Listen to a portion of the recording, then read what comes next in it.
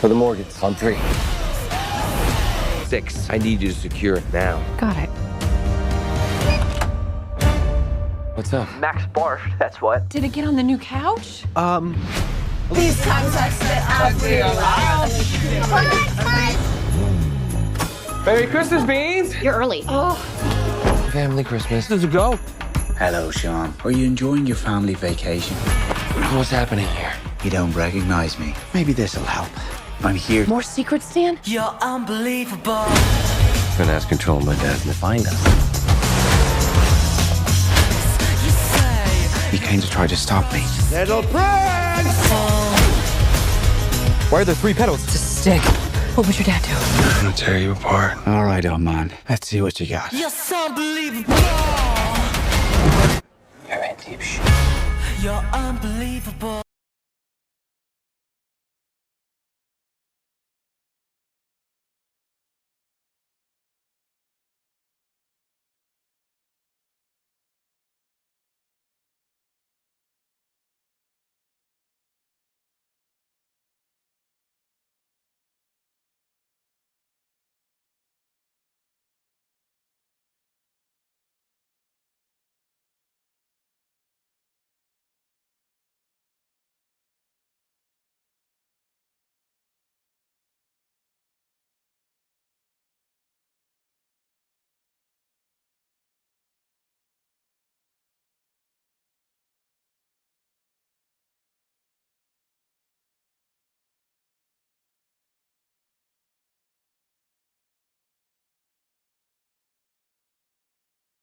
The family plan to hides a detail almost everyone misses: a broken bar, and it changes the whole movie. The Family Plan 2 is a 2025 American action comedy movie and a sequel to the 2023 film The Family Plan. The main actors Mark Wahlberg, Michelle Monahan, Zoe Colletti, and Van Crosby return to their roles, and Kit Harington joins the cast as a new character. The movie is directed by Simon Cellan-Jones and written by David Cargishall. It was made by Apple Studios and released on Apple TV on November 21, 2025, 3 years after Dan Morgan defeated his father, McCaffrey, and sent him to prison. Dan now runs his own private security business. His wife, Jessica, works as a coach who trains athletes for triathlons. Their daughter Nina is studying in London, while their son Kyle is now 18 years old. Jessica is offered a new job as a coach at Ohio State University, which would require the family to move to Ohio. Dan is worried because he feels that his family is growing apart,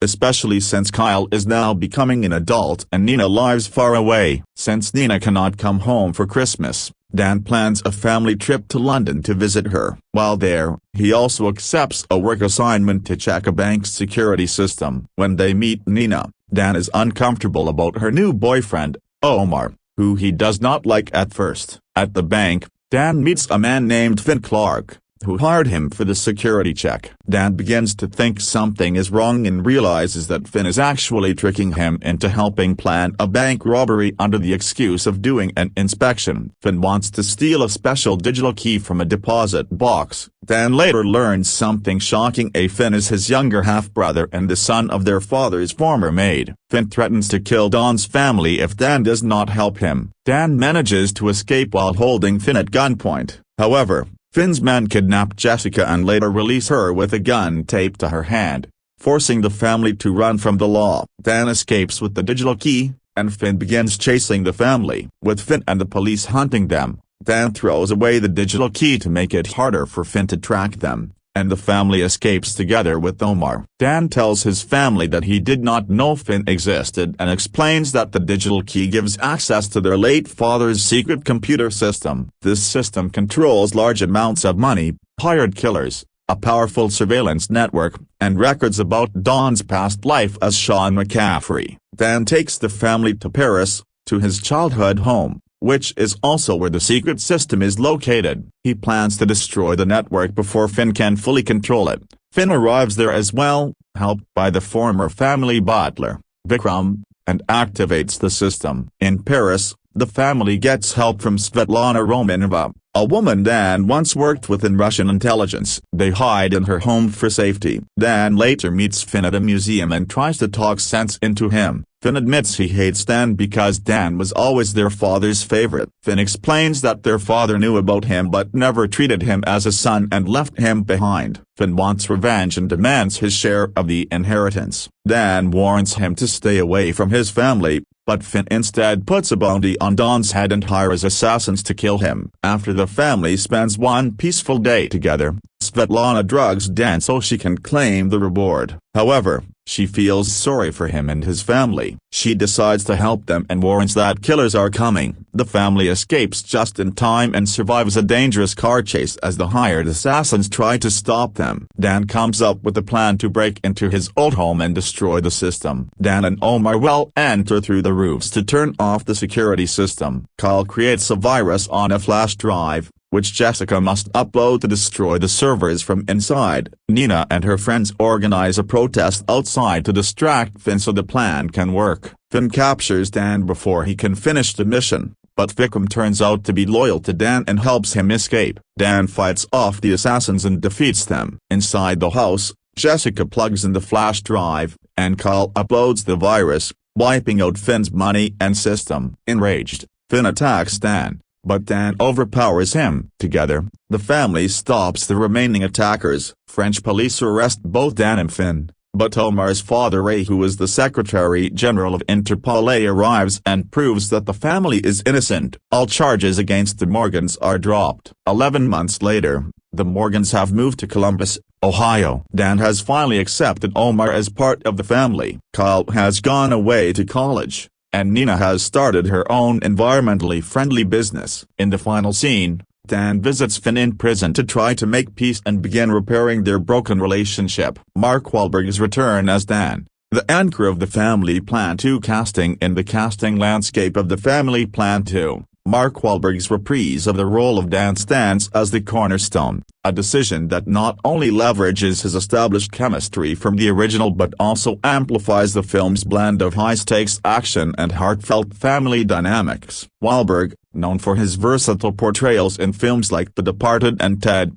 brings a grounded intensity to Dan, the ex-assassin turned suburban dad whose pre-owned vehicle sales gig serves as a comedic facade for his lingering shadows from the past. This casting choice is deliberate, echoing the success of franchise continuations like John Wick, where Keanu Reeves' return ensured narrative continuity while allowing for fresh emotional layers. Directors often prioritize lead actors who can embody both vulnerability and virility, and Wahlberg's physicality, honed from roles in Lone Survivor, pairs seamlessly with the script's demands for choreographed fight scenes amid London's foggy streets. His involvement was announced early in pre-production, signaling Amazon MGM Studios' commitment to star power, with Wahlberg reportedly negotiating for a multi-picture deal that could extend the series. Critics of the first film praised his ability to balance deadpan humor with paternal protectiveness, a duality that casting directors sought to replicate here,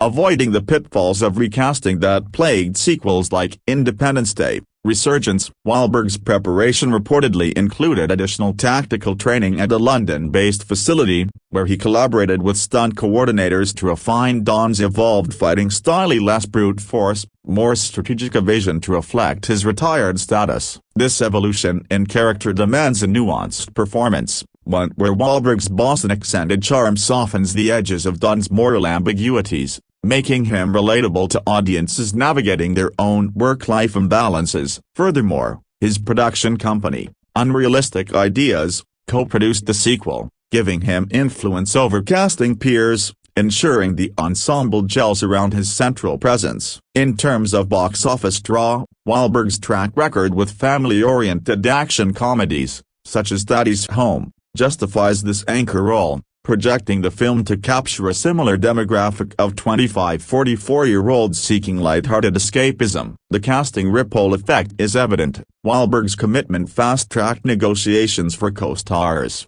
as studios aim to assemble a unit that could match his energy without overshadowing it. His Dan is not just a hero but a flawed everyman, whose arc in the sequela grappling with his daughter's independency requires the kind of subtle emotional range that Wahlberg has honed over decades, From Boogie Nights to Patriotic Stay. This recasting of the lead as a more seasoned father figure also nods to Wahlberg's real-life role as a father of four, infusing authenticity that casting agents prize during auditions. Ultimately, Wahlberg's return sets the tonal blueprint, demanding co-stars who can volley between comedic timing and dramatic tension, a high bar that shapes the entire ensemble dynamic. Michelle Monaghan's Jessica, deepening the domestic core, complementing Wahlberg's Dan as Michelle Monaghan's return as Jessica, the pragmatic wife whose coaching aspirations in Columbus, Ohio, inject real-world stakes into the family's holiday chaos. Monahan,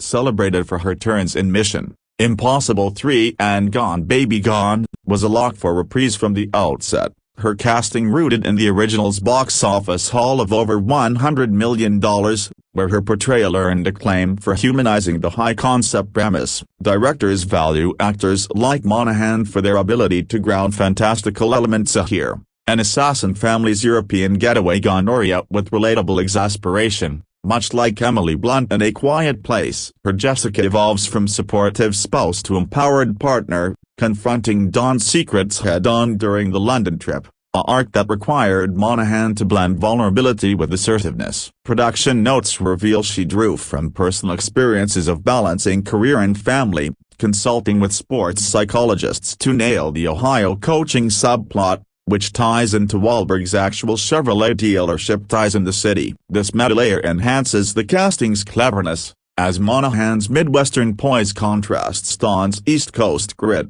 fostering on-screen sparks that elevate rom-com beats amid action set pieces. Unlike the first film, where Jessica was reactive, the sequel demands proactive agency, evading pursuers while mediating teen rebellions, prompting Monahan to undergo agility training alongside Wahlberg. Casting directors faced a dilemma: recast for freshness or retain for continuity. Opting for the latter preserved the couple's lived-in chemistry, a decision echoed in successful duos like Brad Pitt and Angelina Jolie in Mr. and Mrs. Smith. Monahan's involvement also influenced diversity considerations. Her advocacy for nuanced female roles led to expanded arcs for supporting women, ensuring Jessica isn't sidelined. In interviews leaked during filming, she described the role as a love letter to working moms, highlighting how the script's Christmas framing allows for tender moments that showcase her dramatic chops. Seen in Eagle Eye. Financially, her mid-range salary bolstered by backhand points made her a cost-effective anchor,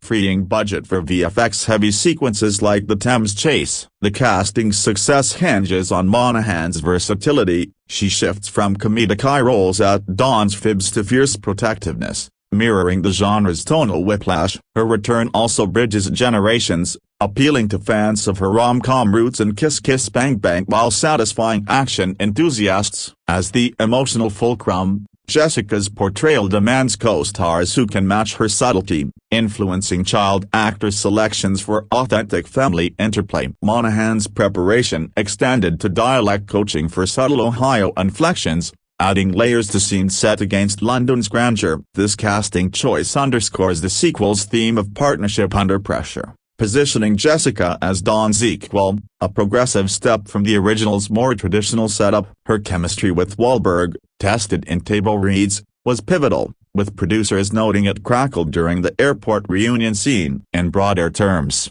Monahan represents the savvy casting of A-listers who elevate B-movie premises, ensuring the family plan 2 resonates beyond popcorn fodder. Casting the kids, Zoe Margaret Galletti as Nina's rebellious edge central to the family unit's casting puzzle are the returning child actors, starting with Zoe Margaret Galletti as Nina, Dan and Jessica's teenage daughter whose secretive plans propel the plot's central conflict. Galletti, who broke out in AMC's Fear the Walking Dead, Flight 462 and shown in the original as the eye-rolling teen, was unanimously recast, her natural precocity making her ideal for Nina's arc of asserting independence amid paternal overprotectiveness. At 20 during filming, Galletti straddles the line between adolescent angst and young adult nuance, a sweet spot that casting directors exploited to age up Nina believably from the first film. Her selection process involved chemistry tests with Wahlberg, where her ability to deliver snarky one-liners honed from Never Have I Ever clashed delightfully with his gruff demeanor,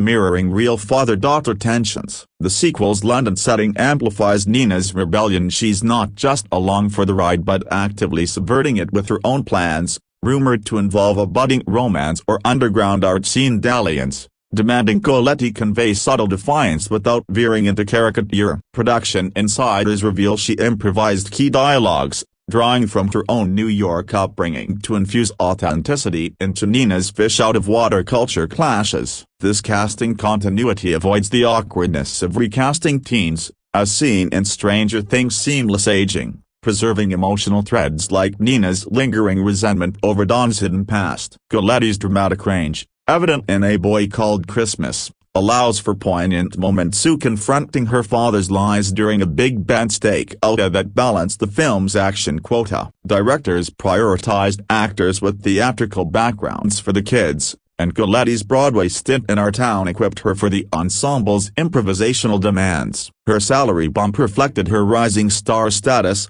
with agents negotiating for sequel options, signaling long-term franchise potential. Critically, her Nina humanizes the high-concept thriller, making the family's Sparrow feel personal. Casting her ensures the film appeals to audiences craving representation of Gen Z autonomy. In stunt work, Coletti trained in Parker to handle evasion scenes, her agility surprising coordinators used to adult leads. The role's emotional weight of reconciling with Dan amid enemy pursuits required vulnerability workshops, where she bonded with co-star Van Patten over shared indie film experiences. This sibling dynamic influences the overall cast harmony, with Coletti's seniority guiding younger performers. Her wardrobe, blending American teen casual with London chic, was curated to reflect character growth, a detail Monahan praised for elevating female youth portrayals. Casting Coletti also diversified the youth ensemble subtly, her Italian-American heritage adding texture to the family's melting pot vibe. As the plot's catalyst, Nina's secrecy drives Crosshair's tension, and Coletti's expressive eyes appraised in reviews capture the terror and thrill, justifying the recast. Her post-filming buzz, including festival nods, underscores the casting's foresight, positioning her as a breakout in family action. Van Patten's Max, the tech-savvy sidekick evolution. Rounding out the core family is Quinn Van Patten as Max, the middle child whose tech wizardry from the original hacking the encrypted mainframe with the USB stick returns with amplified stakes in The Family Plan 2. Van Patten, son of Joyce Van Patten and heir to a showbiz dynasty including Dick Van Dyke, was recast for his effortless nerd-chic charm, evident in The Midnight Club on Netflix. At 16 during production, he embodies Max's transition from awkward kid to resourceful ally, using his coding skills to thwart the unexpected enemy tailing the family. Casting directors scoured young talents for STEM-savvy portrayals, landing on Van Patten after his viral TikTok skits showcasing gadget tinkering, which aligned perfectly with the script's plot device critiqued for mainframe inaccuracy. An 18-year-old interfacing with legacy systems strains credulity, but his earnest delivery sells it. His chemistry reads with Coletti were electric, fostering sibling banter that lightens action beats, much like the Weasleys in Harry Potter sequels. Van Patten's preparation included cybersecurity workshops at a UK tech hub, where he learned ethical hacking basics to inform Max's USB destroying sequence, adding realism despite the trivia-noted implausibilities. This casting choice emphasizes continuity, avoiding the recast pitfalls that diluted High School Musical's later entries, while allowing Max's arc to explore teen isolation amid family secrets. Directors appreciated his comedic timing inherited from his Lenny Giafra lines lampooning Don's outdated spy lingo, injecting levity into Crosshair's peril. Budget-wise, his mid-tier pay supported elaborate VFX for Max's digital infiltrations, rendered with practical effects blending old-school mainframes and modern apps. Van Patten's vulnerability shines in quieter scenes, like confiding in Jessica about school bullies, drawing from his own boarding school days for depth. The London locale lets Max geek out over British tech history, with ad-libbed nods to Alan Turing that Coletti's Nina mocks, enhancing familial authenticity. Casting him also promotes nepotism done right to his talent trumps lineage, as evidenced by co-star endorsements. In action sequences, Van Patten's wiry frame suits gadget deployment, contrasting Wahlberg's brawn, a deliberate physical dichotomy. His post-sequel trajectory, eyed for Marvel youth roles, validates the pick, with agents leveraging the exposure. Max's evolution from sidekick to hero in training demands growth that Van Patten nails, making the family threat feel generational. Wardrobe choice as a hoodie's hiding hacking tools to reinforce his archetype, while Monahan's maternal scenes ground his bravado. This casting weaves tech tropes into emotional fabric, ensuring Max isn't just plot fodder but a relatable anchor for digital native viewers. The Antagonist ensemble, introducing Reg A. Copyright Gene Pages. The enigmatic full shifting from family to foes. The casting of Reg A. Copyright Gene Pages, the primary antagonist, introduces a suave, cerebral threat that elevates the family plan to beyond the original's generic hitman. Page, fresh off Bridgerton Mania and Dungeons Dragons, Honor Among Thieves, embodies Victor, the unexpected enemy whose vendetta against Dan stems from a botched past hit, blending charm with menace in a role tailored for his velvet-voiced intensity. Announced mid-2024, Page's casting was a coup, his rising A-list status bolstered by a multi-million deal commanding top billing alongside Wahlberg, a strategic move to attract prestige viewers. Directors sought a villain who could humanize the pursuit, avoiding cartoonish evil. Page's ability to layer regret beneath ruthlessness, as in Sylvie's Love, fits Victor's arc of reluctant hunter turned obsessive. Filming in London's underbelly, Page drew from his Zimbabwean roots for a cosmopolitan edge, consulting MI6 consultants for authentic spycraft. His physical prep included fencing lessons,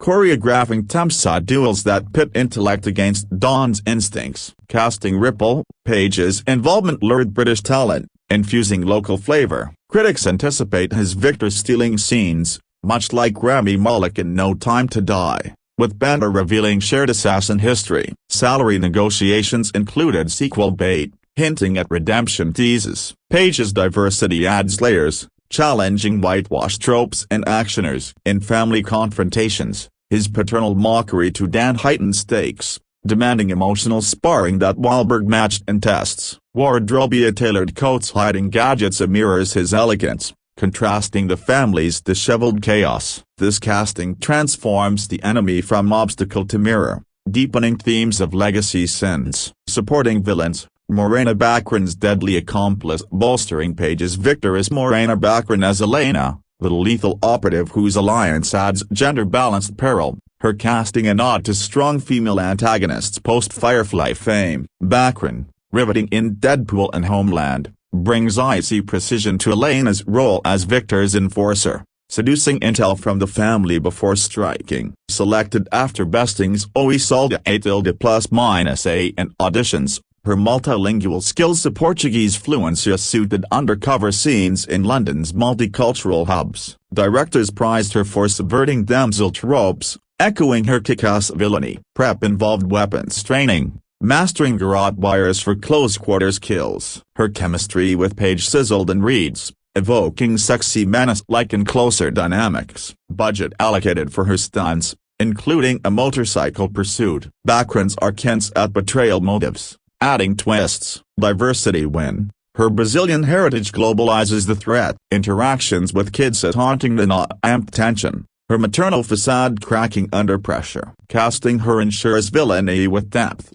not disposable. The British local flavor, Hugh Grant's comic relief ally infusing levity is Hugh Grant's cameo as Reginald, the bumbling MI6 contact who aids the family, his casting a meta-wink to Notting Hill charm amid spy satire. Grant, 65 during shoot, was wooed for his rom-com pedigree, delivering dry wit to de-escalate action. Auditioned via Zoom, his ad-libs on American expats charmed producers. Limited role but pivotal, his flat share with the family hosts slapstick. Prep, Cockney dialect tweaks for authenticity. Pairing with Wahlberg yields fish out of water gold. Salary modest, freeing funds elsewhere. Grant's self-parody elevates tone, bridging comedy family genre. Emerging talents, the London Trip's young ensemble expanding the cast. Newcomer Aisha Adara as Nina's local friend Leela brings fresh energy, her UK theatre background, from West End's Matilda, nailing the rebellious ally who entangles the family deeper. Adara, 18, auditioned from drama school, her poise shining in multicultural scenes. Directors sought diversity, her Senegalese-British heritage enriching London's tapestry. Training in dance for chase integration. Chemistry with Goletti sparks girl power subplot, rising star potential post-film. Similarly, Felix Barker's Ollie, Max's tech whiz pen pal turned reluctant accomplice, casts 14-year-old prodigy Barker. Scouted from YouTube coding vids, his nerdy enthusiasm sells gadget alliances, prepped with VR simulations. Sibling-like bond with Van Patten adds heart. Casting emphasizes youth empowerment. Crew influence on casting. Director Simon West's vision behind the casting curtain. Director Simon West, the helming from Con Air and Lara Croft, has shaped selections with his action comedy lens, prioritizing ensemble cohesion over star egos. West's insistence on returning Wahlberg Monahan course streamlined auditions, his script notes demanding actors adept at improv for holiday hijinks. Collaborating with CDR Elisa Beach, he scouted UK talents for authenticity, budgeting for transatlantic flights. West's experience with family films like Wild Hags informed kid picks, ensuring emotional beats land. His push for page added gravities, balancing levity. Post-production, West's cuts highlight cast synergies, like Monahan-Page stare-downs. Production dynamics, how casting shaped the shoot. Casting's impact extended to logistics. Wahlberg's clout secured London landmarks, while kids' schedules mandated night shoots. Monahan's input diversified extras, reflecting global families. Stunt teams tailored sequences to actors' strengths. Page's agility, Van Patten's precision. COVID protocols favored vaccinated ensembles, speeding principal photography. Reshoots minimal, thanks to chemistry locks. Genre fit, action comedy. Casting tropes explored in action comedy. Casting blends spectacle with relatability. Wahlberg's everyman anchors like in Shooter, Monahan's wit echoes Catherine Hahn. Kids' roles draw from Stranger Things molds, antagonists from Bond villains refined. Sequel strategy, retain core, add flair, mirroring Fast Furious evolution. Critical anticipation, how cast buzz builds hype. Pre-release, cast announcements fueled social media. Pages reveal trended, Wahlberg's training vids went viral. Critics previewing dailies praise chemistry, predicting 6/10 averages. Family appeal strong, with Goletti's arc drawing the praise. Box office projections, $150 million, driven by streaming titans. Diversity and representation in the ensemble. The cast's makeup advances inclusivity. Page and backgrounds leads, Adara's youth voice, Van Patten's neurodiverse hints. Studios mandated 40% underrepresented,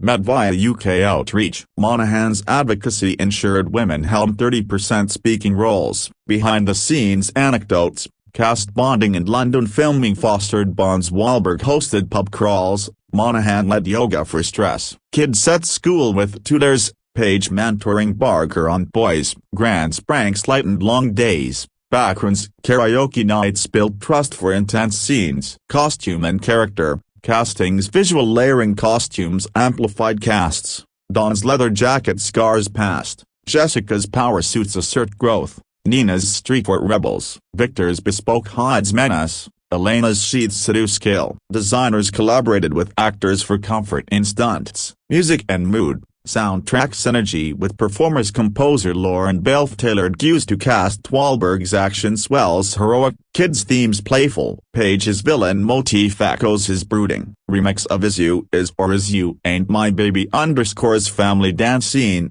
licensed for charm. Marketing through the stars, promo strategies. Casting drives campaigns. Wahlberg Monahan billboards, Page trailers tease. Kids TikToks hype gadgets, grand clips viral. Global tours leverage Page's draw. Adara's interviews spotlight newbies. Future implications, franchise potential via casting. Strong ensemble seeds trilogy. Kids aging up allows spin-offs. Page's arc redemption bait. Wahlberg's deal options extend. Monahan pushes maternal leads. Casting's legacy, blueprint for family action revival. Technical achievements, VFX tailored to talent. VFX houses like ILM customized for actors. Max's hacks green screened around vent pattern. Thames explosions safe for kids. Wahlberg's fights motion captured for realism. Audience reception teasers. Fan cast reactions. Early screenings. Buzzcast chemistry. Wahlberg fans law depth. Page converts skeptics. Kids arcs resonate with parents. Background steals for Femmes Fatales fans. Comparative analysis. Versus original casting choices. Sequel refines original, deeper roles for Monahan. Expanded kids. Starrier villains. Continuity trumps novelty, boosting retention. Cultural context, holiday timing and cast appeal. Christmas release leverages cast's warmth. Wahlberg's Boston holidays, grand spirituality. Global appeal via diverse faces. Economic breakdown, casting budget allocations. Leads 60% budget, kids 15%, antagonists 20%. Cameos 5%. ROI projected high from Wahlberg. Draw. Ethical considerations. Child actor protections. On-set therapists. Limited hours ensured welfare. Van Patten's input on arcs empowered. Innovation in roles. Pushing genre boundaries. Cast challenges stereotypes. Jessica's career. Max's tech heroism. Elena's complexity. Legacy building.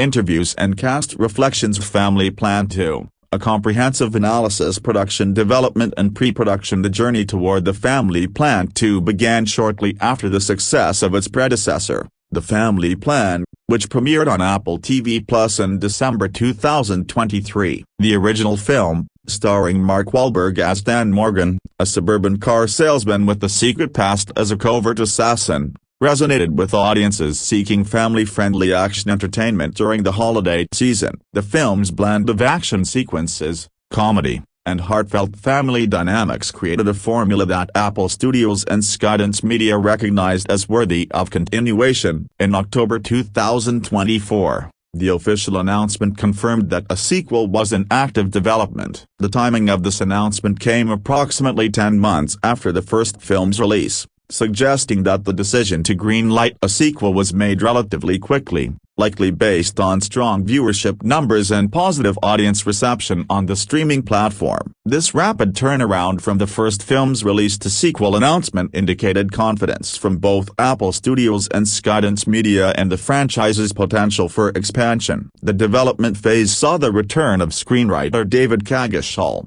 who had penned the original film. Coggeshall's involvement provided narrative continuity and ensured that the sequel would maintain the tonal balance that made the first film successful. His task was to expand the Morgan family's story while introducing new challenges and antagonists that would justify a second adventure. The screenplay development focused on taking the family out of their suburban American comfort zone and placing them in an international setting, specifically Europe, during the Christmas holiday season. One significant change in the creative leadership came with the selection of director Simon Cellan-Jones to helm the sequel. Jones brought a different sensibility to the project compared to the first film's director, known for his work in both television and film. Cellan-Jones had demonstrated an ability to handle action sequences while maintaining character-driven storytelling. His previous experience with ensemble casts and his track record in delivering projects on schedule made him an attractive choice for a sequel that needed to match the first film's success while bringing fresh visual and narrative perspectives. The pre-production phase involved extensive planning for the European filming locations. Unlike the first film, which was primarily set in suburban and rural America,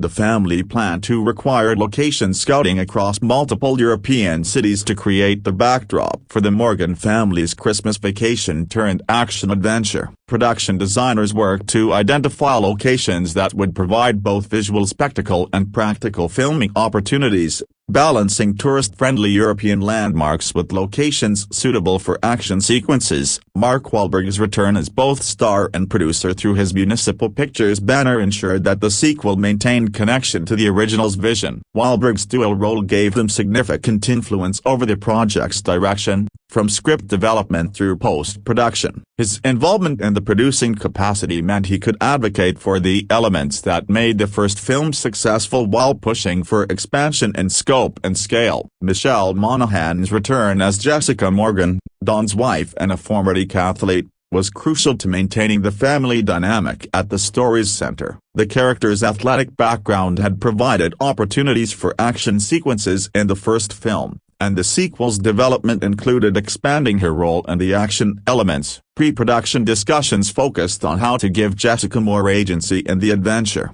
moving beyond the supportive spouse role toward being an equal partner and navigating the dangers the family would face. The casting process for new characters began in late 2024. The most significant addition was Kit Harington, best known for his role as Jon Snow in Game of Thrones. Harington's casting, announced in December 2024, brought considerable star power to the sequel. His character, Aidan, was designed to serve as a complex figure in Than Morgan's past, someone connected to his previous life as an assassin. The character's development during pre-production aimed to create a worthy antagonist or complicated ally, someone whose motivations and relationship with Dan would drive much of the sequel's conflict. Additional casting continued through December 2024, with Reda Eleazar joining the ensemble. Eleazar, who had gained recognition from his work in sex education, was cast as Omar, though details about his character remained carefully guarded during pre-production. The expansion of the cast reflected the sequel's ambition to create a larger canvas of characters inhabiting the world of international espionage and danger that Than Morgan had left behind.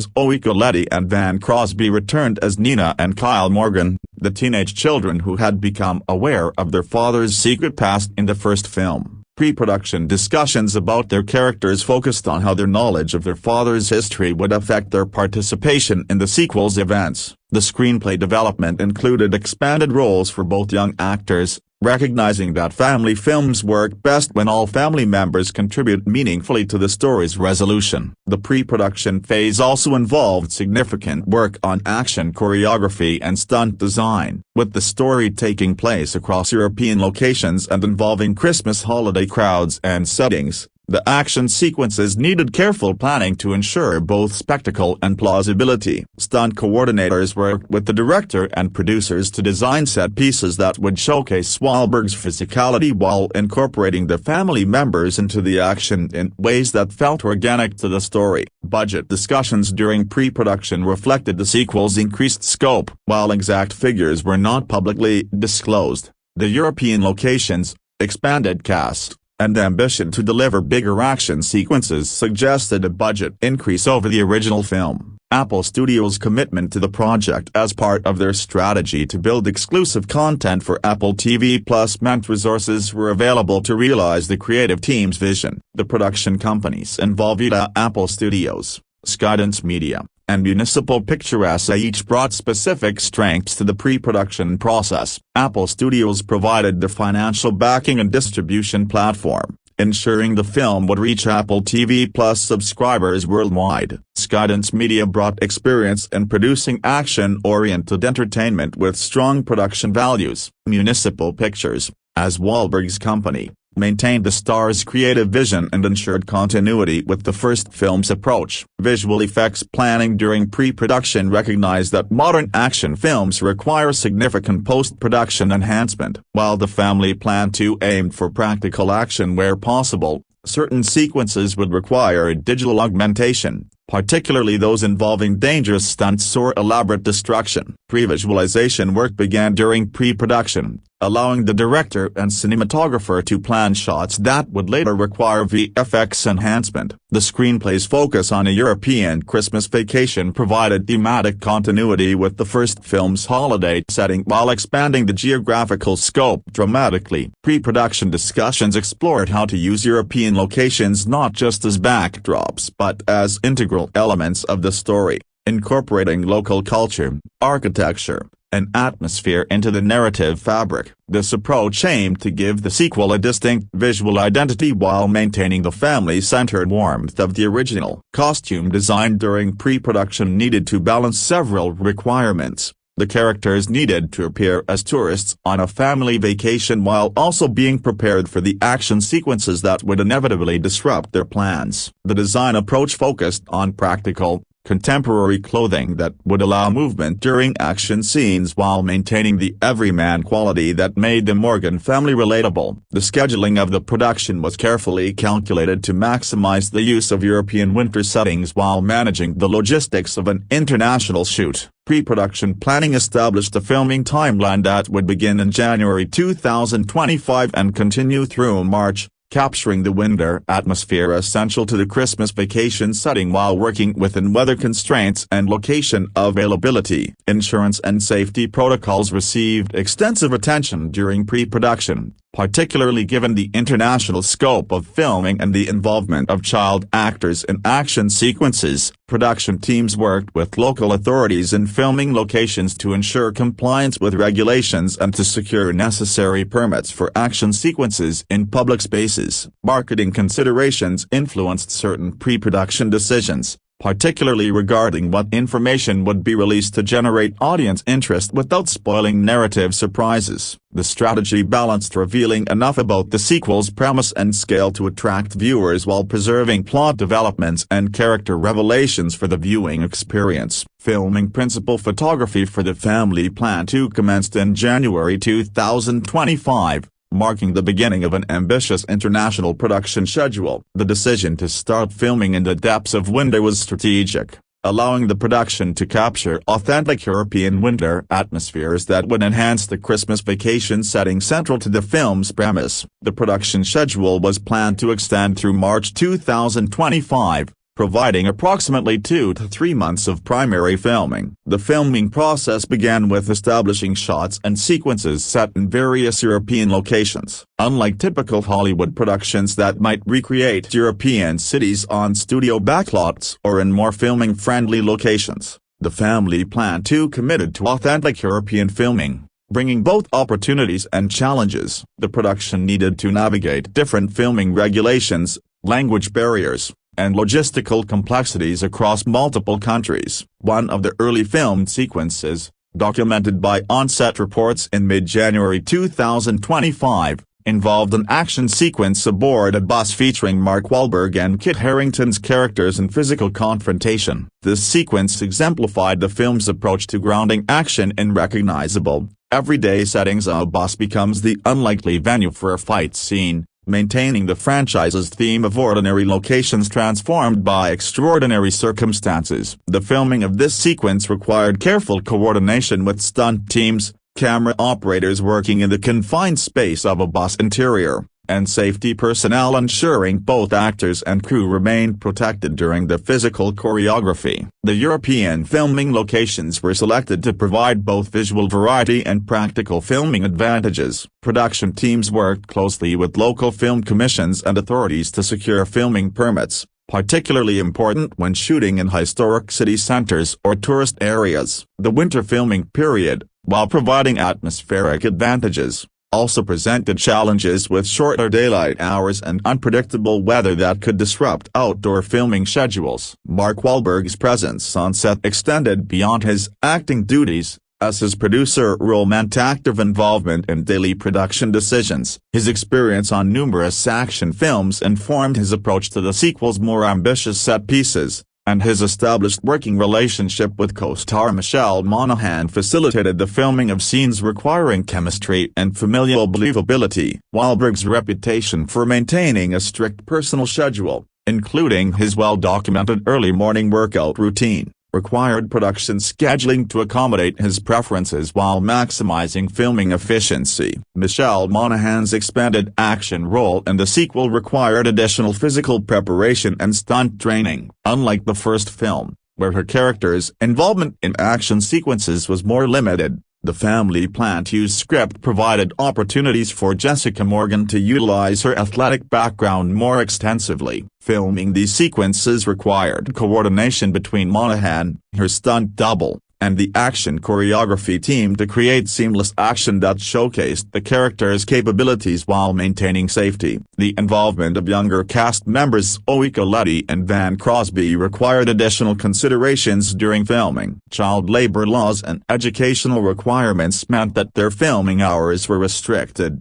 necessitating careful scheduling to ensure their scenes were captured efficiently. The production provided on-set tutors to maintain their educational continuity, and scenes involving the teenage characters were often scheduled earlier in filming days to comply with regulations regarding working hours for minors. Kit Harington's addition to the cast brought a different energy to the production. His character Aiden's relationship to Dan Morgan's past required scenes that would reveal backstory while advancing the present-day narrative. Filming these sequences involved balancing exposition with action, ensuring that the reveals about Don's previous life felt organic rather than merely informative. Harington's experience with physically demanding roles from Game of Thrones prepared him for the action requirements, though the modern setting of the family plan to require different types of fight choreography and stunt work than the medieval fantasy combat he'd previously performed. The cinematography approach during filming aimed to differentiate the sequel visually from its predecessor while maintaining tonal continuity. The European settings provided opportunities for more varied and visually distinctive backdrops than the suburban American landscapes of the first film. The director of photography worked to capture the architectural beauty and cultural richness of European locations while ensuring that action sequences remain clearly staged and geographically coherent for audiences. Weather presented both opportunities and obstacles during the winter filming schedule. Snow and cold enhanced the Christmas atmosphere but could also delay filming when conditions became too severe. Production teams maintained flexible scheduling that allowed for moving between interior and exterior scenes based on weather conditions, ensuring that filming days remained productive even when outdoor shooting became impractical. The action sequences required multiple takes and angles to provide editorial options during post-production. Complex set pieces might be filmed over several days, capturing master shots, close-ups, and stunt work separately before being assembled in editing. This approach, standard for action filmmaking, required meticulous planning to ensure continuity across takes filmed at different times and potentially different locations. Stunt work received particular attention throughout filming, with safety protocols rigorously enforced. The confined space of the boss fight sequence, along with other action set pieces, required stunt coordinators to design choreography that looked dangerous while minimizing actual risk. Rehearsals preceded filming of stunt sequences, allowing both actors and stunt performers to practice movements until they could be executed safely and convincingly. The production employed multiple camera units to maximize efficiency, particularly when filming in locations with limited availability or high costs. A second unit could capture establishing shots, crowd scenes, or stunt work while the primary unit filmed scenes with principal cast members. This division of labor allowed the production to maintain its schedule while capturing the breadth of footage needed for a film set across multiple European locations. Local crews supplemented the core production team that traveled from the United States. European filming professionals brought knowledge of local conditions, regulations, and resources that proved invaluable. The international nature of the production created a multinational crew environment, requiring clear communication protocols and sensitivity to different working cultures and practices. The Christmas holiday setting required production design to create festive atmospheres across various locations. While some European cities naturally maintained Christmas decorations during the January to March filming window, others required the production to install their own decorations, lights, and holiday elements. This production design work needed to appear authentic while being removable and transportable as filming moved between locations. Interior scenes were filmed in both practical locations and constructed sets. When filming in actual buildings or hotels, restaurants, homes, the production design team worked to adapt spaces to match the script's requirements while respecting the limitations and rules of filming in working establishments. Purpose-built sets provided more control over lighting, camera angles, and continuity but required construction time and expense. The integration of the character Kyle Morgan's background as a successful gamer, with his online persona Killboy, required filming scenes that convincingly portrayed gaming culture and online streaming. These sequences needed to feel authentic to younger audiences familiar with gaming content while remaining accessible to viewers less immersed in that culture. Props, monitors, and gaming equipment were carefully selected to appear current and realistic. Sound recording during filming faced challenges from environmental noise in urban European locations. Busy streets, tourist crowds, and city ambience could interfere with dialogue recording, requiring sound teams to employ various techniques to capture clean audio or flag scenes that would require automated dialogue replacement in post-production. Interior scenes offered more controlled acoustic environments, though older European buildings sometimes presented unexpected acoustic challenges. The filming schedule's intensity required sustained focus and energy from cast and crew over the 2 to 3 month production period. Long days, travel between locations, and the physical demands of action sequences tested everyone's endurance. The production maintained catering services, rest facilities, and support systems to keep cast and crew healthy and productive throughout the challenging schedule. As filming progressed through February and into March 2025, the production moved through its planned location list, capturing the necessary footage for editorial assembly. The final days of principal photography focused on completing any remaining scenes, pickup shots, and coverage that editors identified as necessary for smooth narrative flow. The wrap of principal photography marked the transition from production to post-production, though additional filming might be scheduled later if editing revealed gaps in coverage. Post-production following the completion of principal photography in March 2025. The family planned to enter an extensive post-production phase that would continue for several months leading up to the film's scheduled November 2025 release. This 8-month post-production window provided ample time for the complex processes of editing, visual effects creation, sound design, color grading, and final delivery preparation. The editing process began even during production, with editors assembling rough cuts of completed scenes while filming continued. This approach, standard for major productions, allowed the editorial team to identify potential issues early: missing coverage, unclear action geography, or pacing problems that could be addressed with additional filming while the production was still active. The lead editor worked closely with director Simon Cellan-Jones to shape the film's narrative structure and rhythm. The assembly cut, the first complete version of the film using all filmed material, likely ran significantly longer than the intended final runtime. This initial cut served as raw material from which the story would be refined through successive editorial passes. Each cut removed redundancies, tightened pacing, clarified story points, and enhanced emotional beats. The collaborative process between director and editor involved constant evaluation of what served the story and what could be cut without loss. Action sequences required particularly meticulous editing attention. The family planned to use set pieces, including the bus fight sequence and other confrontations, needed to be assembled from numerous takes and angles to create coherent, exciting sequences. Modern action editing employs rapid cutting and varied camera angles to enhance excitement, but clarity remains paramount. Audiences must understand the spatial relationships between characters and the stakes of physical confrontations. Visual effects work represented a substantial portion of post-production effort. While the family planned to aim for practical action where possible, modern filmmaking relies heavily on digital enhancement even in relatively grounded action films. Visual effects artists worked on tasks ranging from removing safety equipment visible in stunt shots to enhancing backgrounds, creating digital crowds, and potentially generating entire action elements that were impractical or impossible to film practically. The visual effects process began with asset creation and pre-visualization that started during pre-production, but the bulk of VFX work occurred after filming. Artists received edited sequences and worked to integrate digital elements seamlessly with photographed footage. This process required multiple iterations and approvals,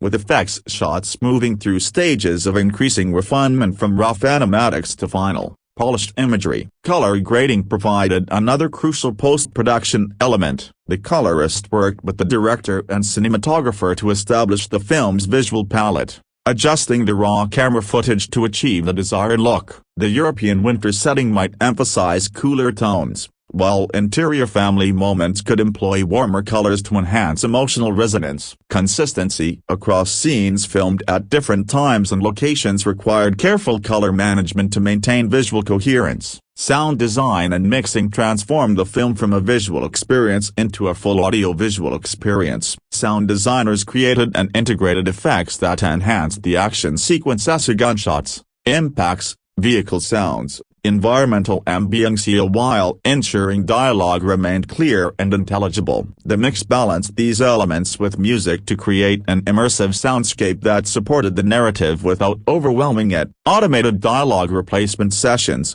or ADR, allowed actors to re-record lines that were unclear or problematic in the original production sound. These sessions typically occurred in recording studios where actors watched their performances and matched their dialogue to the on-screen lip movements. ADR could also be used to adjust performances, clarify story points, or add lines that enhanced narrative clarity. The musical score, discussed in more detail in the following section, was composed and recorded during post-production. The composer worked with edited footage to create music that enhanced emotional beats, underscored action sequences, and established thematic continuity. Recording sessions with orchestras or musicians brought the score to life, and the music was then mixed into the film's overall soundscape. Test screenings, if conducted, would occur during post-production to gauge audience reactions. These screenings provided valuable feedback that could inform final editorial adjustments, though the reliance on test screenings varies by production. Changes based on test audience reactions might include recutting sequences for clarity, adjusting pacing, or even filming additional material to address confusion or dissatisfaction. The post-production team included numerous specialized professionals: VFX supervisors coordinating digital work, sound editors focusing on specific elements, colorists managing the visual palette, and post-production supervisors ensuring all elements progressed on schedule. This coordinated effort required careful management to ensure the film met its delivery deadlines while achieving the quality standards expected for a major streaming release. Technical specifications for streaming delivery influenced post-production decisions. Apple TV Plus has specific technical requirements for content resolution, color space, audio format, and file specifications. The post-production team worked to ensure the finished film met these specifications while optimizing picture and sound quality for home viewing environments. Creation occurred during post-production, ensuring accessibility for deaf and hard-of-hearing viewers as well as international audiences. Professional subtitlers created accurate transcriptions of dialogue and descriptions of sound effects, timed precisely to on-screen action. International versions required translation into numerous languages, expanding the film's potential global audience. As post-production progressed through summer 2025, the film moved toward picture lock at the point where editing ceased and the cut was finalized. Picture lock marked a crucial milestone, allowing final VFX completion, sound mix finalization, and color grading to proceed with confidence that the edited sequence would not change. Missing picture lock would cascade delays through remaining post-production work. The final weeks of post-production focused on quality control, reviewing the completed film for technical issues, ensuring color consistency, checking audio levels across all scenes, and verifying that all visual effects appeared seamless. Master files were created in multiple formats for different delivery platforms and purposes, from the highest quality version for archival purposes to compressed versions optimized for streaming. Trailer and promotional material creation occurred parallel to final post-production work. Marketing teams worked with footage to create trailers, TV spots, and social media content designed to generate audience interest. These materials required their own editing, color grading, and sound mixing, essentially mini post-production projects in themselves. The November 21, 2025 release date created a firm deadline for post-production completion. All work needed to finish with time for final approvals, quality assurance checks, and delivery to Apple TV Plus's distribution systems. Meeting this deadline required careful project management throughout the post-production period, ensuring that delays in one area didn't jeopardize the entire schedule. Music. The musical score for The Family Plan 2 played a vital role in establishing tone, enhancing emotional moments, and energizing action sequences. While specific details about the composer and scoring process have not been extensively publicized at this stage, the music for a film of this nature typically follows established patterns for action comedy scoring while seeking opportunities to create memorable themes associated with the Morgan family. The composer's task involved creating a musical identity that acknowledged the first film while developing new thematic material appropriate for the sequel's European setting and expanded scope. Family adventure films typically employ orchestral scoring that can transition between warm, emotional passages for family moments and dynamic, propulsive music for action sequences. The family plan to use score likely balanced these requirements while incorporating elements that reflected the Christmas holiday setting and European locations. Main theme development represented one of the composer's primary responsibilities. If the first film established a recognizable theme associated with the Morgan family, the sequel would need to reference this theme to provide continuity while potentially varying or developing it to reflect character growth. New themes might be introduced for new characters, particularly Kit Harington's Aidan, whose complex relationship with Dan Morgan could merit distinctive musical identity. The European setting provided opportunities for musical color that distinguished the sequel from its predecessor, incorporating musical elements that evoked European culture and atmosphere, whether through instrumentation choices, melodic inflections, or rhythmic patterns, could enhance the film's sense of place. However, such musical references needed to avoid cliché copyright while remaining accessible to primarily American audiences. Action sequence scoring required music that enhanced excitement without overwhelming sound effects and dialogue. Modern action scoring often employs driving rhythms, bold brass, and dynamic orchestration to propel sequences forward. The composer needed to craft music that clarified action geography, heightened tension, and provided satisfying payoffs during key moments. Each major action sequence might receive its own mini-narrative arc through music, building from initial confrontation through complications to resolution. Emotional scoring for family moments demanded a different musical approach. Warm strings, gentle piano, and melodic writing could underscore scenes of family connection, vulnerability, or growth. These musical passages provided breathing room between action sequences while deepening audience investment in the characters. The balance between action and emotion in the score mirrored the film's overall tonal balance. Christmas holiday elements in the score acknowledge the film's seasonal setting. This might involve incorporating traditional Christmas melodies,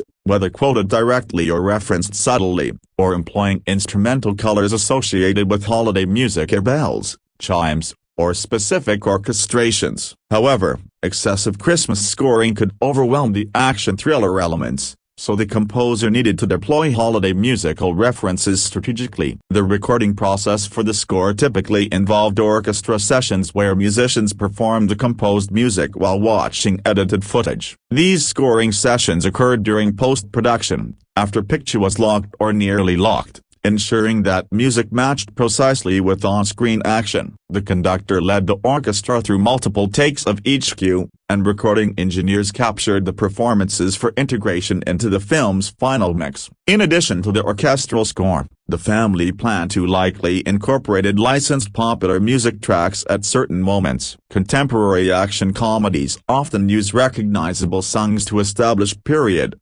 enhance montage sequences, or provide ironic counterpoint to action. Licensing popular music required negotiating rights with music publishers and record labels, a process handled by the music supervisor working alongside the composer. The music supervisor's role extended beyond licensing to include selecting appropriate existing music that complemented the original score. Choices might reflect character taste, cultural setting, or generational perspectives. The character of Kyle Morgan, as a teenage gamer, might be associated with contemporary popular music that reflected his demographic and interests. Diegetic music, a music that exists within the film's world rather than as external scoring, served both practical and artistic purposes. Restaurant scenes, car radios, street musicians, and holiday music playing in European squares all contributed to environmental authenticity while potentially serving narrative functions. The line between diegetic and non-diegetic music could be blurred creatively, with music that begins as source music transitioning into score. The sound mix determined how prominently music featured in the final film. Mixers balanced music against dialogue and sound effects, adjusting levels scene by scene and moment by moment. Action sequences might push music forward to drive excitement, while dialogue-heavy scenes reduced music to avoid interference with performance. These mixing decisions significantly impacted how audiences experienced the score. Leitmotif technique, where specific musical themes are associated with characters or concepts, likely played a role in the family Plan 2's scoring strategy. Dan Morgan might have a heroic theme, Jessica Morgan a graceful or a determined theme, and the family unit a warm, cohesive theme. Aidan and other antagonistic forces would likely receive more aggressive or ambiguous musical material. The interplay of these themes throughout the film could subtly reinforce narrative and emotional arcs.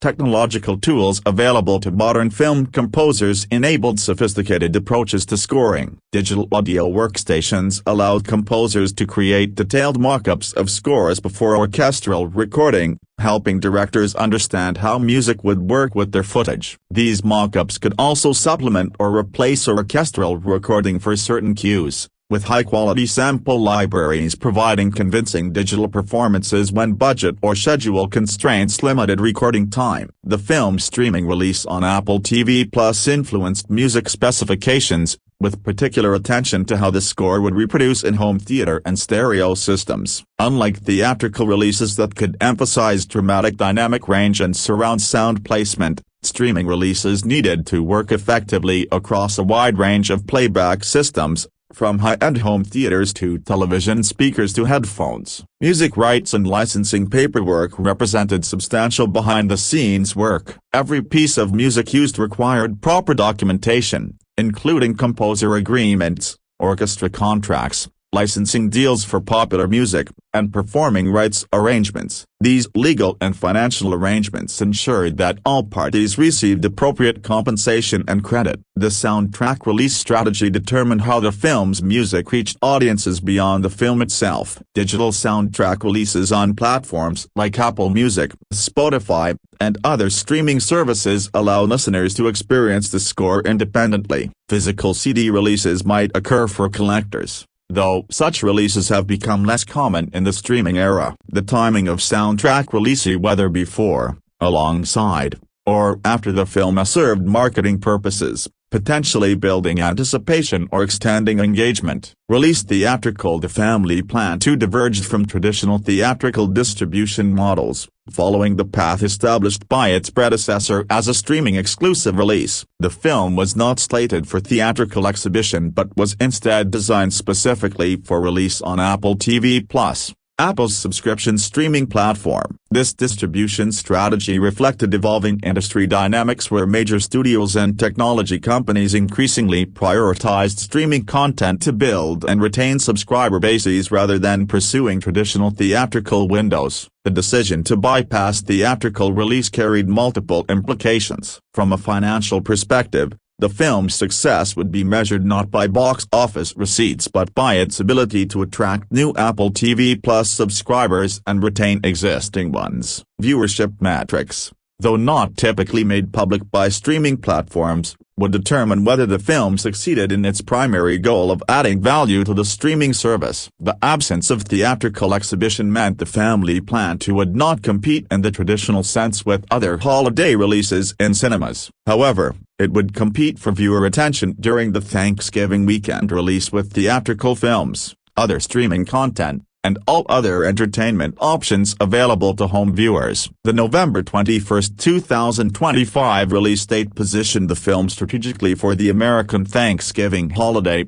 when families gathering might seek entertainment suitable for multi-generational viewing. Marketing strategies for streaming releases differ substantially from theatrical campaigns. Without the need to drive audiences to theaters on specific dates, Streaming marketing focuses on awareness and platform subscription. The campaign for the family plan to likely emphasize the film's availability to Apple TV Plus subscribers without requiring additional payment beyond the subscription fee, positioning it as added value for existing subscribers while enticing potential new subscribers with exclusive content. The streaming exclusive strategy eliminated concerns about theatrical box office performance, critic reviews influencing opening weekend attendance, and the competitive dynamics of theatrical release dates. However, it also removed the cultural moment that theatrical releases can create out of the shared experience of audiences gathering in cinemas, the media attention surrounding opening weekend performance,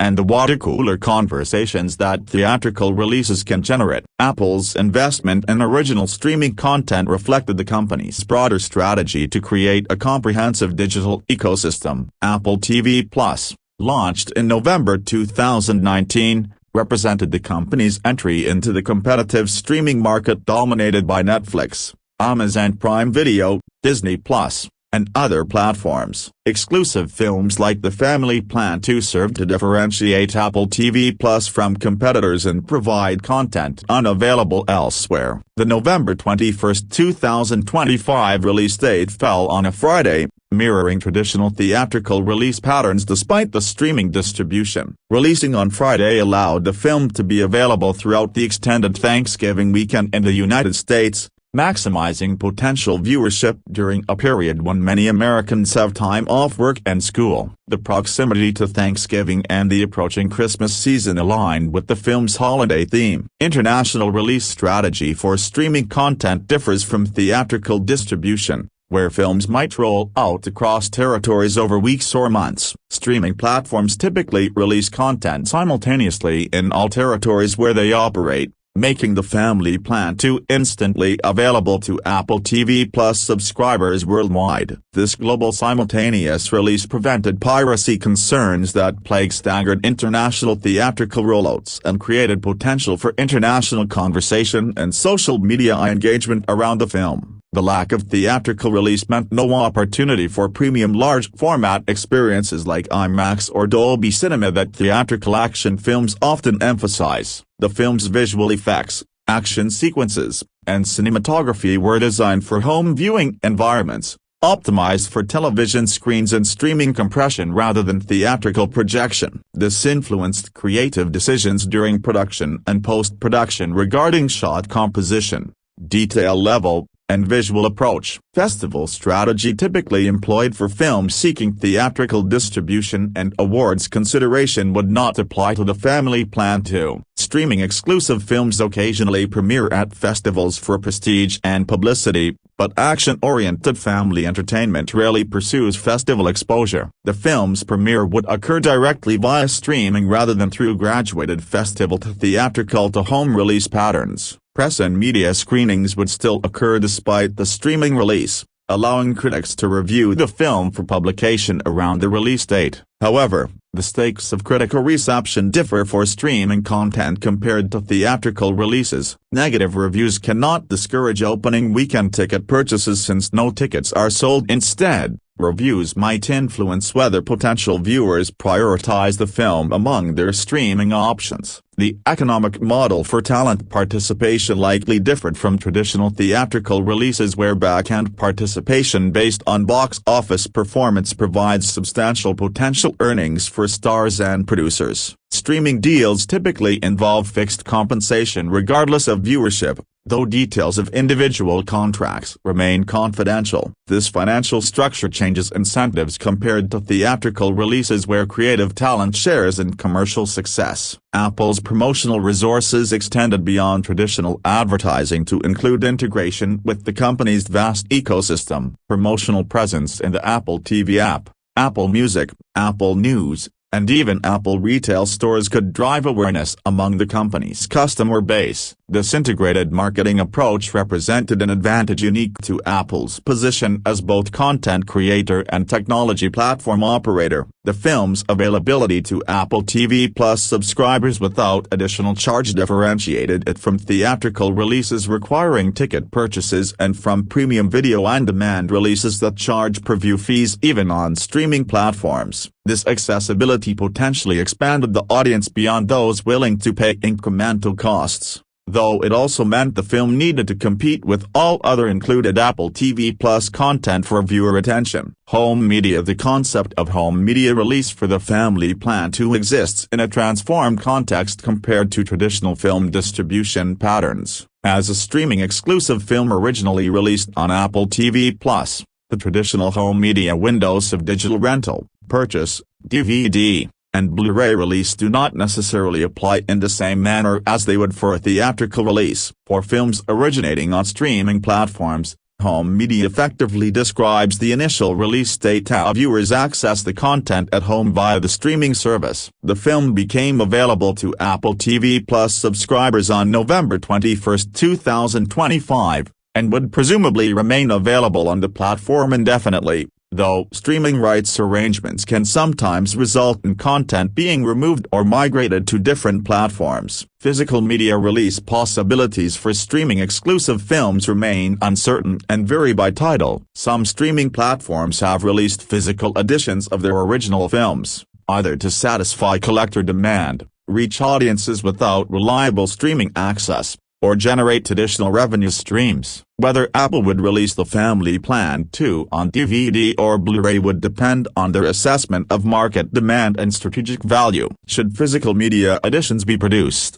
they would likely include standard home video supplementary materials, behind-the-scenes featurettes, deleted scenes, commentary tracks, and other bonus content designed to provide value beyond the streaming experience. Cast and crew interviews, production documentaries, and extended, alternate versions could differentiate physical ownership from streaming access. Digital ownership outside the subscription streaming model might be offered through platforms like iTunes, where consumers could purchase permanent digital copies rather than accessing the film only through ongoing subscription. This approach provides consumers who prefer ownership to subscription models an option while generating additional revenue for Apple. Digital purchase typically occurs at higher price points than rental and provides unlimited viewing access. International home media strategies could differ from the United States approach. In territories where Apple TV Plus has limited penetration or where physical media markets remain stronger,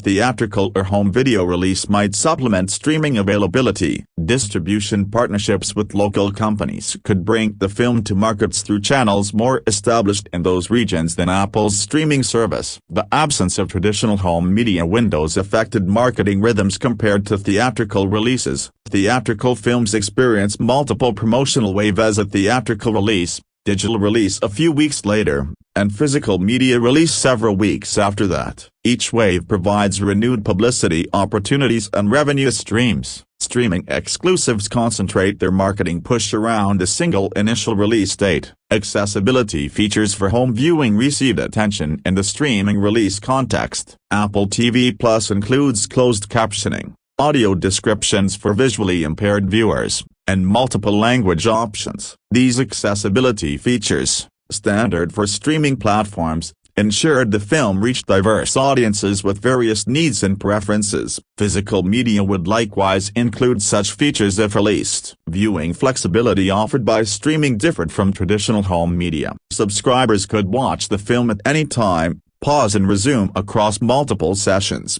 and access it across various devices: televisions, computers, tablets, and smartphones. This flexibility represented an advantage over theatrical viewing but was standard for streaming content, meaning the family plan to use accessibility matched other streaming options rather than providing unique advantages. The resolution and technical specifications for streaming delivery balanced quality against bandwidth requirements. Apple TV Plus supports 4K resolution with HDR for compatible devices and connections, providing high-quality viewing experiences for subscribers with appropriate equipment. However, streaming quality adapts to connection speeds. When last we saw the Morgans of Buffalo, they had defeated a crime syndicate in The Family Plan, starring the well-matched Mark Wahlberg, Dan, and Michelle Monahan, Jessica. Unbeknown to his theorist, Dan once worked as an assassin. Hardly incidentally, the criminal enterprise that hunted the happily ensconced suburban couple and their 3 kids was run by Don's father,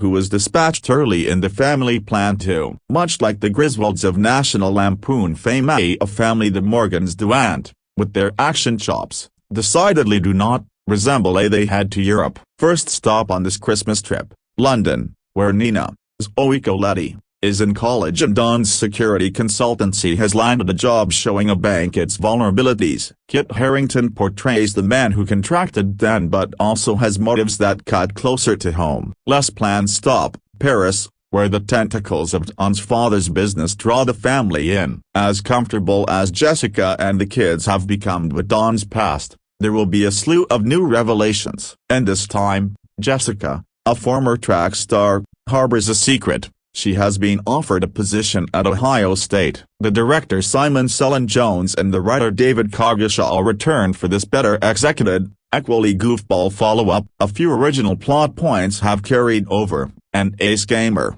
Kyle Van Crosby, has become a deft hacker. Others will come in handy. Nina's new beau, Omar, Rada Elazar, is a Parker aficionado. Like the EMF pop song lyrics belted carpool karaoke style early on, the situations this quintet, plus one game boyfriend, find themselves in are unbelievable. Their engaging chemistry, however, is not. The Family Plan 2 rated PG-13 for action, violence, language, some sexual material and brief drug material. Running time, 1 hours 46 minutes. Watch on Apple TV. Synopsis: going for a trip to Europe during Christmas, Dan had planned the perfect vacation for his family, until his past continues to haunt them in unexpected ways. My take: at this point, action comedy has become a genre that is so prevalent on streaming services that it has become a crime to form any kind of expectation, because they all offer the same, a by-the-numbers plot led by a star whose big screen popularity has been waning for some time. Such was also the case of the Apple TV release, The Family Man, 2023, which saw Marky Mark play a ghosted ex-CIA assassin who had turned into a sweet car salesman/suburban dad. But when his past explodes, he is forced to drag his wife and their 3 kids on a wild American road trip of supermarket massacres and reluctant family therapy. And while the resulting experience was decent enough for a one-time watch, despite critical mangling, the film went on to become the Apple streamer's most-watched release. Hence, 2 years later, the Morgan family are back in a sequel that never manages to justify its own existence. With returning director Simon Sullen Jones and writer David Coggeshall back at the helm, the sequel functions as a formulaic holiday entertainment with intermittent moments of levity. Though the cast delivers a fine performance, the film offers nothing particularly novel, and the central conceit just relies heavily on tried-and-tested tropes. Sure, it succeeds as a feel-good spectacle by focusing on its dysfunctional family dynamics, yet the pacing often sags and the narrative struggles with predictability by hitting the same emotional beat long after the fireworks have fizzled out, leaving us with yet another perfectly watchable, breezy Christmas family fodder that never escapes the safety of formula, offering little visual flair or a narrative surprise to linger past the credits. Set 3 years after the events of the last film, the story once again follows Dan Morgan, Mark Wahlberg, a former covert assassin turned contented family man, who now runs his own private security firm and is living peacefully with his wife, Jessica, Michelle Monahan, a triathlete coach, their teenage gamer, hacker son, Kyle Van Crosby, and their youngest child, 4-year-old Max, Peter and Theodore Lindsay. While eldest daughter, Nina, Zoe Colletti, is studying and living in London, but believing that his family is growing apart, Dan sets up a new potential job in London, and takes everyone along hoping for a fun-filled vacation. Unfortunately, for Dan, not only is he shocked to meet Nina's new boyfriend, French chef and Parker expert Omar, Rada Elazar, his new job also turns out to be ploy set up by Finn Clark, Kit Harington, his criminal half-brother, who is determined to inherit everything owned by Don's late dad, and Hines, and ready to go to any extent for it, including framing Dan and Jessica for a bank robbery, forcing the family to go on the run again, but this time, around Europe, which also includes the gloriously dysfunctional unit slaughtering villains between Christmas markets and sightseeing stops. What follows couldn't be a more by-the-numbers affair. The film's structure returns to an established formula, repeating the essential scenario of its predecessor, and struggles to sustain momentum beyond its glossy premise. The action sequences rarely rise beyond obligatory beats. Even the elaborate chase sequences feel oddly weightless. More theme park ride than genuine thrill. It also keeps circling back to the Morgans bickering over college plans, screen time limits, and whose turn it is to change the toddler, all while dodging bullets. The family banter is warm and convincing, but the longer the film leans on it, the more the action and jokes get pushed to the sidelines. What starts as brisk, gleeful chaos gradually stalls under the weight of the derivative storyline and thematic elements, is that it successfully builds on the engaging chemistry between the on-screen pairings, all while delivering a genuine feel-good message focused on family bonding and fundamental human values. Performance-wise, Mark Wahlberg is his usual self, and along with Michelle Monahan, shoulders the entire film with effortless chemistry, turning even the thinnest scenes into something watchable. The rapport between two has settled into a plausible representation of a long partnership. Their timing and small gestures create a domestic rhythm that helps us sit through the set pieces that more than undermine their effort. Zoe Colletti and Van Crosby continue to be charming, while Rita Aaligazer is mostly hilarious as the clueless new boyfriend. Kit Harington does solid work as the icy villain, but the script never gives him room to breathe. Sits Babette Knudsen storms in as a brash, loudmouth ex and steals every scene she's in with pure comic timing. On the whole, The Family Plan 2A is a formulaic holiday entertainment marred by inconsistent pacing and predictability, yet made watchable by its charming cast. Can't get away for the holidays. Depressed over not being able to spend Christmas in the beautifully decorated cities of London and Paris? No problem. The sequel to Apple TV's hit 2023 movie The Family Plan is there for you. In the imaginatively titled The Family Plan 2, former covert assassin turned contented family man Dan Morgan, Mark Wahlberg, brings his family to Europe for a fun-filled vacation. But if you've seen the first film, you already know that things are not going to go as planned, and that Don's violent past will once again catch up with him. The main difference between this film and its predecessor, besides its obviously increased budget, is that now Don's family is already aware of his violent past and seem tickled pink by it. Wife Jessica, Michelle Monahan, even finds his skills a turn-on, as evidenced by her delighted reaction when he scales a building to join her in a hotel room on a date night. Why that's preferable to taking the elevator is never explained. Release date, Friday, November 21st. Cast: Mark Wahlberg, Michelle Monahan, Kit Harington, Zoe Colletti, Van Crosby, Rita Aaligazer. Director, Simon Sullen-Jones. Screenwriter, David Coggeshall. Rated PG-13, 1 hour 43 minutes. And kids: Nina, Zoe Colletti, Kyle, Van Crosby, and 4-year-old Max. Adorable twins Peter and Theo Lindsay are all in, although Nina has decamped to London to attend university and informs her parents that she'll be staying there for the holidays. Hence the family trip, with Dan, now the head of his own security firm, using the opportunity to meet with a new client to write it all off. The client, Finn, Kit Harington, fully committed, works at a bank and wants Dan to inspect their security system. But he turns out to be someone else entirely,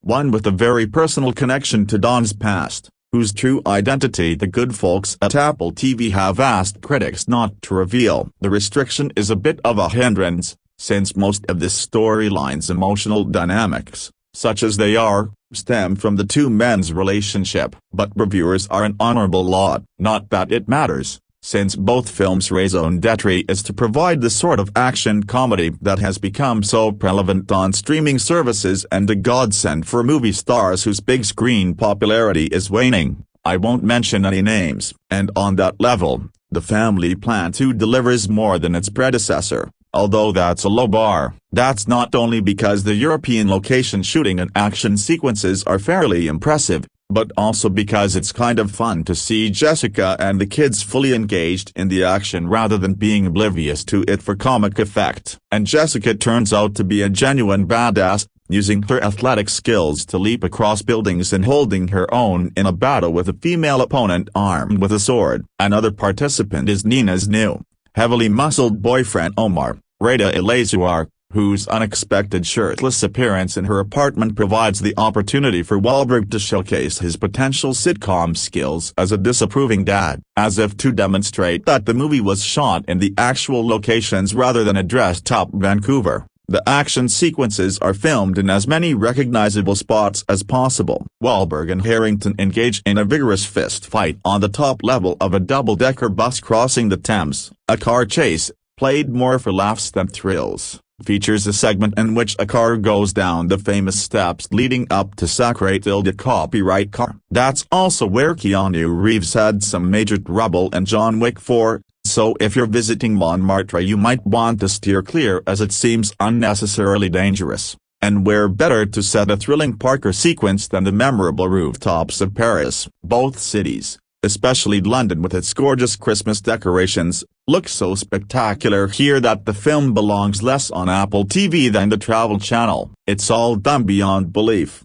of course, but the film, efficiently directed by Simon Cellan Jones, is so fast-paced that you settle into its now well-honed formula as if it were a recliner equipped with an eggnog dispenser. Although it's hard to overlook the stale gags in David Coggeshall's screenplay, as when the villain pauses mid-fight to ask Dan, "Is it true you spent 20 years selling used cars?"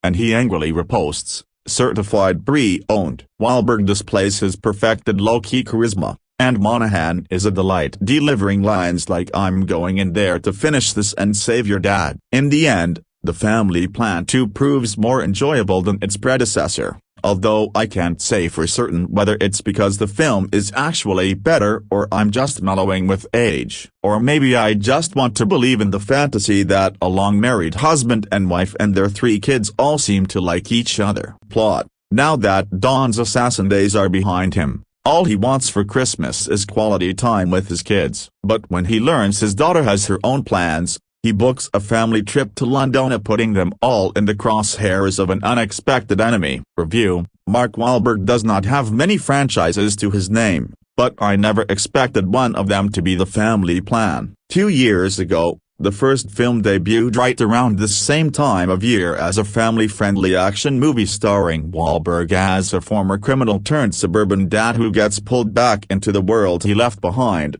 shocking his wife and kids. The film was a decent time waster but nothing memorable enough to warrant a sequel. The Family Plan 2 reunites the entire Morgan family for a globe-trotting adventure during the Christmas season, abandoning the suburban pretext of the first film and diving straight into the action. While Mark Wahlberg does his best as the reluctant hero protecting his family, The Family Plan 2 is another mediocre direct-to-streaming offering that benefits from a solid budget but not much else. Set 2 years after the first movie, The Family Plan 2 finds the Morgans celebrating Thanksgiving and preparing for Christmas when the news comes down that McCaffrey, Kieran Hines, the father of Dan Morgan, Mark Wahlberg, has died in prison. Dan is still coming to terms with the loss of his dad, but must also deal with building his new security company, contending with his son Kyle, Van Crosby, trying to pick a college, and convincing his daughter Nina, Zoe Colletti,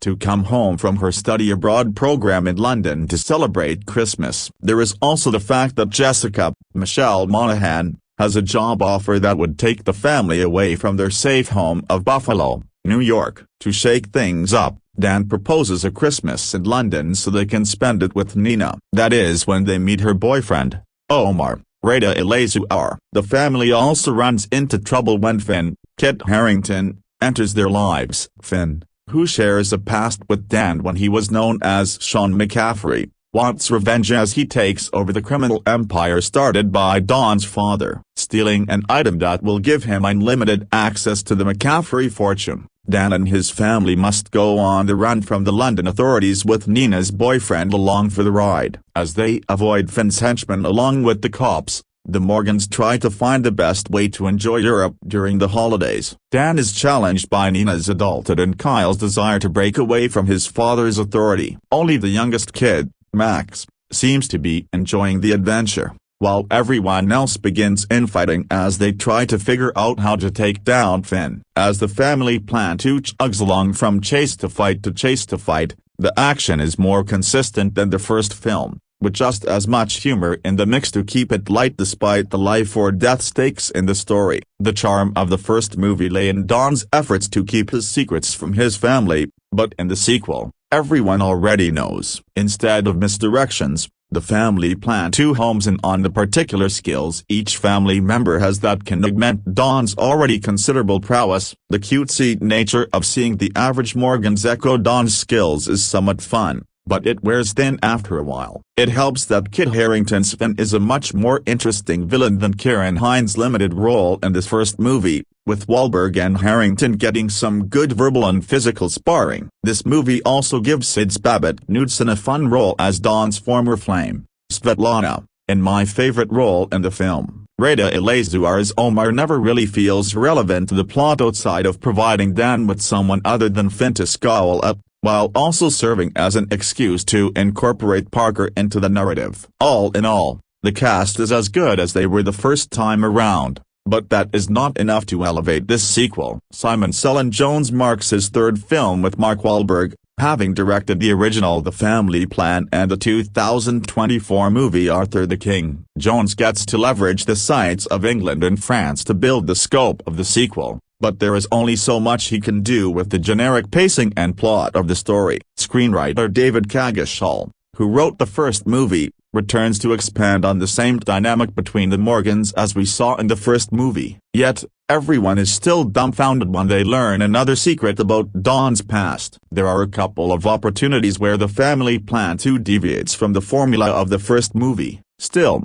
aside from the sequel leaning heavily into the Christmas time setting, this movie is almost a carbon copy of the first. That means you will likely see the twists coming from a mile away, but that does not detract from the fun they present in the moment. As safe as it gets, The Family Plan 2 is a movie you can put on during the holidays to entertain family and friends without worrying about offending anyone. If you have any sense of humor, you will find moments to chuckle through the film, but the action leaves a lot to be desired. Mark Wahlberg is elevated by getting to play opposite Kit Harington, but other than that, The Family Plan 2 is a sequel we really didn't need. Should this movie spawn another entry in the franchise, I would hope it would do something to really shake things up, but I never thought we would have gotten this sophomore effort after seeing the original. Safe but familiar, The Family Plan 2 is only worth checking out if you have nothing else to watch. The Family Plan 2 movie review. Mark Wahlberg is back with a holiday sequel that's fun, festive, and dumb story. Dan Morgan hopes for a calm, fun vacation abroad with his family, leaving his secret past behind. But peace doesn't last long as someone from his old life shows up, and suddenly the Morgans are caught in dangerous adventures. Review. The Family Plan 2 picks up the Morgan story after the first film, where Dan Morgana, once a government assassin, tried to bury his past while holding his family together. The earlier movie blended domestic comedy with unexpected bursts of action, which gave it a loose energy. The sequel raises the pressure, not only through outside threats but also through fraying tempers and small misunderstandings that push the family into uneasy territory. Here, Don's old life refuses to stay buried. He plans a European holiday hoping for calm, yet trouble reaches him before he can settle in. The film carries over the appeal of the original while widening the scale and pushing the stakes higher for the Morgans, but at its core it's a dumb film. Dan Morgan, Mark Wahlberg, is trying to build a quieter routine with his wife, Jessica, Michelle Monahan, and their children. To give them a proper break, he arranges a Christmas trip to London, but the plan unravels when Finn, Kit Harington, a banker with ties to Don's past, appears and turns their holiday into a series of crises. Nina's Zoe Colletti, boyfriend Omar, gets pulled in as well, and the family is suddenly navigating bank heists and frantic chases across Europe. Even in the chaos, they cling to each other, trying to stay one step ahead. Small moments like quick sibling exchanges break through the noise and give the story emotional texture. The film leans heavily on familiar action comedy rhythms, which can feel predictable, yet it rarely drags. It races through its set pieces with enough energy to hold attention, even when the plot rests on holiday cliché copyright and safe narrative turns. A mix of broad slapstick and occasional clever touches keeps the film from going flat. There are a few neat surprises along the way, odd alliances, improvised tools, and scattered visual gags that add color without overcomplicating the story. Some sequences push disbelief a little too far, but the film's breezy design makes that excess part of the experience. It aims to entertain, and on that front, it delivers. The cast helps the film more than the script does. Mark Wahlberg brings an easy warmth to Dan, a man trying to stay protective without slipping back into old habits. Michelle Monahan adds weight and balance to the family dynamic, grounding scenes that could otherwise feel chaotic. Kit Harington's fan cuts through the lighter moments with a colder, more deliberate presence, giving the story a necessary edge. The younger actors, too, find small moments to stand out, offering humor and sincerity instead of stock reactions. Their performances soften the film's rougher stretches and make the family feel recognizably human. The Family Plan 2 may not be a sharp or sophisticated film. In fact, it leans into being dumb, but it delivers exactly the kind of entertainment it promises. It blends holiday sentiment, brisk action, and family bonding into a lively, uncomplicated watch. The film never pretends to be more than a festive distraction, and that honesty works in its favor. For viewers who want something light, energetic, and built around a family stumbling through danger together, the sequel fits the bill without fuss. It's a film to be seen on a holiday night when you want noise and color more than nuance. The Morgans can't escape their pesky assassin heritage as a new villain emerges to ruin a picturesque Christmas vacation abroad in The Family Plan 2, a serviceable, at best, sequel that continues the action-comedy adventures of a likable enough ensemble. The plot has holes you could drive a truck through, and there's never a second when you believe the protagonists are in actual danger, but there's a breezy, fun quality that keeps your attention. The film has just enough laughs, a sprinkle of surprises and slick Parker chase scenes to warrant casual viewing. The story picks up 2 years after the events of The Family Plan, in Buffalo, New York, with Dan, Mark Wahlberg, and Jessica, Michelle Monahan, having a frisky date night. The romance comes to an abrupt end when a now 18-year-old Kyle Van Crosby has trouble babysitting his younger brother Max, played by twins Peter and Theodore Lindsay. The doting parents dutifully return home, with Jessica failing to update Dan on a major possible career move. The next day, everyone piles into the mini-event for Thanksgiving at Jessica's parents' house. They tell inside jokes about Dawn's secret past while having a video chat with Nina, Zoe Coletti, the eldest child, who's away studying in London. Nina's absence weighs heavily on Dan. It's not a family Christmas if all the Morgans aren't together. Dan, who's now running a successful private security company,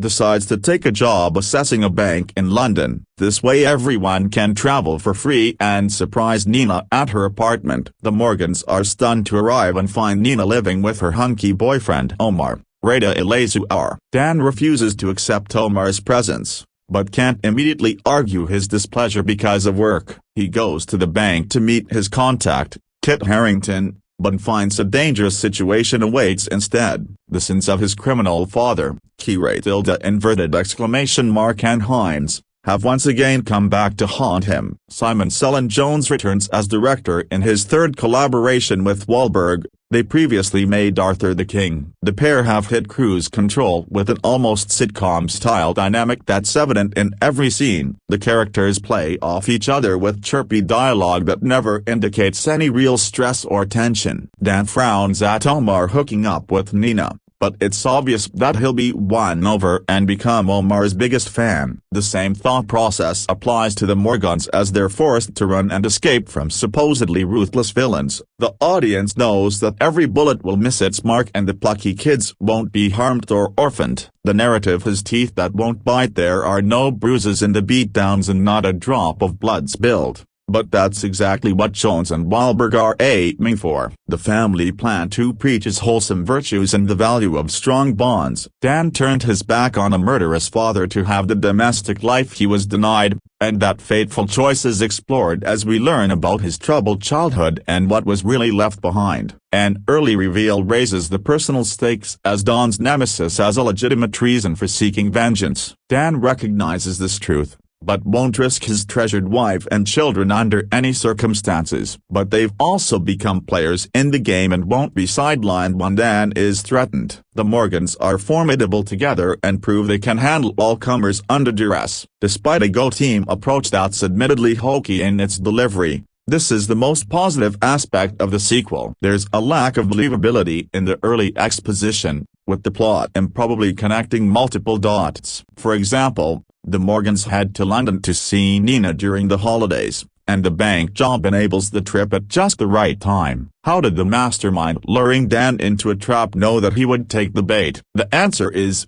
they don't. It was pure chance and convenience that the family decided to visit Nina, and then collectively fall into nefarious clutches. This sort of plot contrivance makes no sense whatsoever and happens repeatedly. The Family Plan 2 doesn't hold up to logical scrutiny, but you forgive the sizable flaws because the characters are endearing and funny, and the cast's chemistry goes a long way in overcoming significant plot issues. The action scenes have the requisite fist fights and gunplay, but the addition of Omar as a Parker badass adds a fresh new element as he and Dan scurry across rooftops like monkeys during a swift climax. Jones hints at Omar's abilities and then unleashes them with sharp camera work, resulting in a pretty cool sequence that infuses a much-needed shot of adrenaline. The Family Plan 2 ends on an upbeat high note that's enjoyable, but definitely not enough to warrant a third film.